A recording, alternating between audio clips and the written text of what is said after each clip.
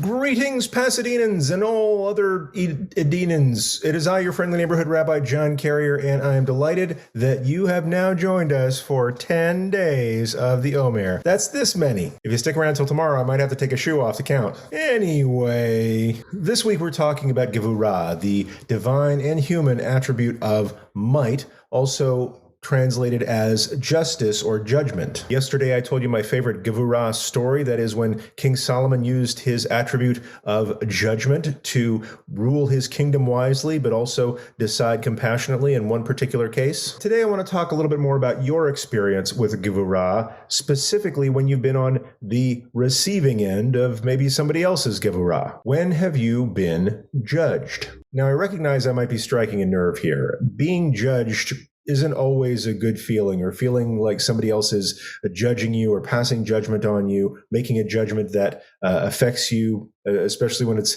affects you negatively, isn't always a treat. It can put us in the frame of mind of thinking, well, maybe if this person has a lower esteem of me than I have of myself, maybe I should have a lower esteem of myself. And that could be a hard thing to think about. Nevertheless, the experience of coming up short in somebody else's opinion, or maybe coming up short by some objective standard that you were striving for, like, winning a 1,000-yard swimming pool race. I'm obviously not a swimmer. Challenges us to look inside and say, okay, maybe I could have done better there. And that recognition is the path to improvement and growth, not just by somebody else's standards, but by our own standards. I also want to notice that sometimes when you feel judged, it's because you won. So sometimes being judged is a positive thing. So my question of the day is, when have you experienced receiving judgment? Whether that was a good thing for you or a bad thing for you. I'm most curious about when it was a formative thing for you.